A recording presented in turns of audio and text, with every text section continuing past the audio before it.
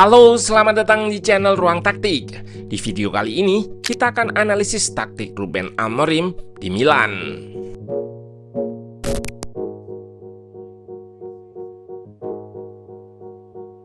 Meski di awal pramusim sempat terseok-seok, Ruben Amorim mulai mendapatkan kepercayaan setelah mengalahkan Manchester United dan memenangkan laga perdana di kandang Torino. Perdebatan di X mulai sengit soal pemecatannya dari Old Trafford yang menyebutnya masalahnya ada di manajemen, bukan di Amorim. Ia mengusung sistem favoritnya ke Milan 3-4-2-1. Di laga perdana, Cisse dan Loftus-Cheek diplot pada nomor 10 menopang Gonzalo Ramos. Chukwueze yang bermain lebih menyerang mengapit Musah dan Jazari di tengah bersama Estupiñán. Semua setuju bahwa permainan Amorim di Milan terlihat lebih intens dan agresif. Nah, penasaran dengan taktik Milan di era baru ini? Let's go, kita bahas sama-sama.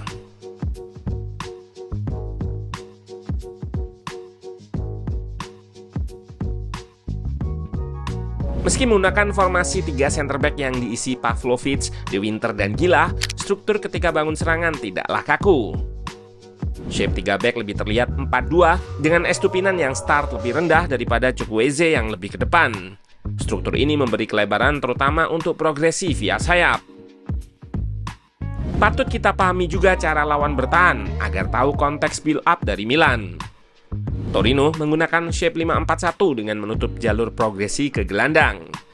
Shape ini akan rapat mengikuti arah bola agar Milan kesulitan alirkan lewat tengah. Hal ini juga yang membuat posisi Cisse serta Loftus-Cheek sendiri melebar di half space untuk menghindari block press atau membuka jalur operan dari belakang. Salah satu cara progresikan bola melewati samping block press dengan attacking midfielder seperti yang dilakukan Loftus-Cheek ini. Cisse di kiri juga lakukannya, membuat center back lawan keluar dan bikin pelanggaran. Dalam memberikan instruksi, Amorim harus bergerak lebih dinamis, tidak mengandalkan satu shape saja untuk mengacaukan marking lawan yang bertahan rapat. Di sini salah satu pivot turun di antara 3 center back sehingga Pavlovic melebar. Ini membuat Estupiñán bisa lebih menyerang mendekat ke Cisse untuk ciptakan overload di sayap. Pada momen ini, shape menyerang diubah menjadi 3-1-6, artinya Musah didorong lebih ke depan untuk memenuhi ruang antar lini. Pavlovic sengaja melebar guna merenggangkan pertahanan Torino, sehingga menciptakan jalur passing ke tengah. Estupiñán terlihat inverted, sementara Cisse melebar. Kembali shape 3-1-6 dengan tujuan mengekspos ruang antar lini. Pavlovic bisa progresikan ke Musah dan dilanjutkan kombinasi ke Estupiñán yang lakukan back pass dan penetrasi ke dalam kotak, namun masih belum sempurna.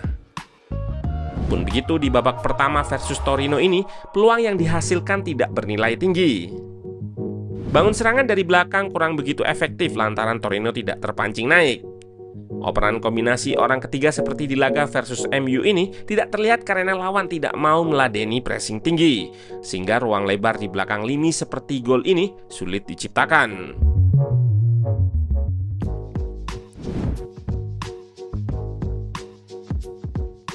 Aspek yang paling meningkat di tangan Amorim adalah intensitas dalam melakukan pressing.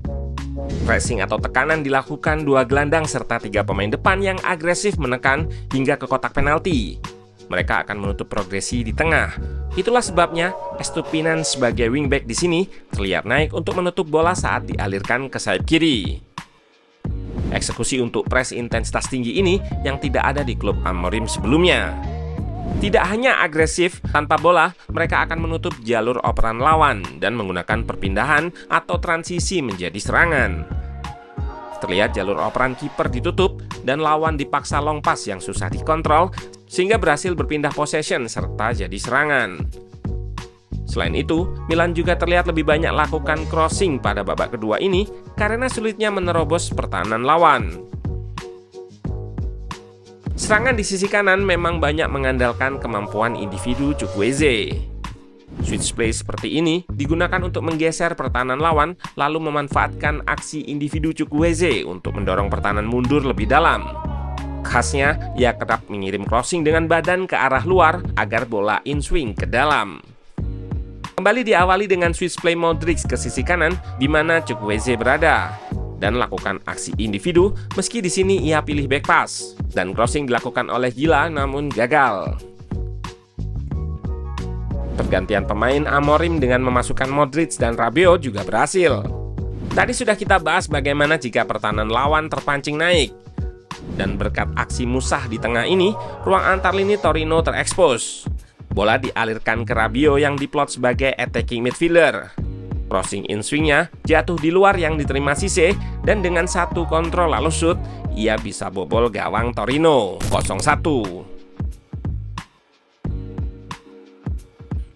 Tidak lama berselang, giliran Chukwueze yang beraksi lewat asisnya.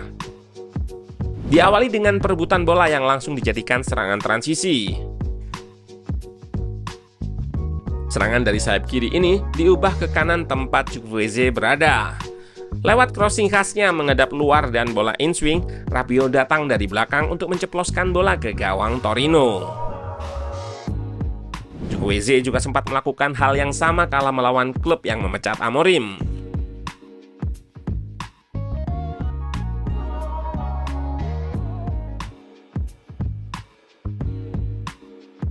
Crossingnya dengan badan keluar serta bola in swing di momen ini mampu ditanduk dengan akurat oleh Gonzalo Ramos.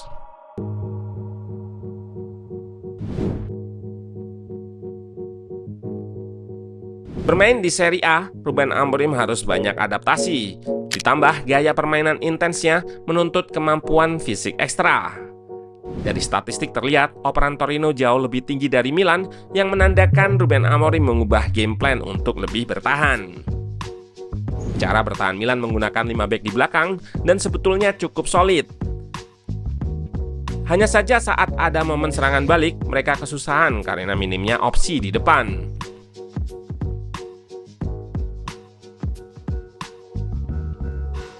Namun Maignan gagal mempertahankan gawangnya nirbobol. Setelah free kick Torino jelang pertandingan berakhir, justru mampu getarkan jala gawangnya. Overall, dengan beberapa punggawa utama yang absen, Milan era Ruben Amorim nampak menjanjikan. Di laga pertama ini, ujian yang akan lebih sering ia hadapi yaitu lawan tim yang bertahan medium dan low block. Meski nampak kesusahan, Ramos dan kawan-kawan mampu memecahkan masalah lewat pressing lalu transisi dan crossing yang memang tepat untuk pertahanan low block. PR-nya adalah konsistensi, mengingat bermain ala Amorim membutuhkan fisik yang kuat. Mampukah Milan era pelatih Portugal ini berjaya di Serie A? Patut kita tunggu.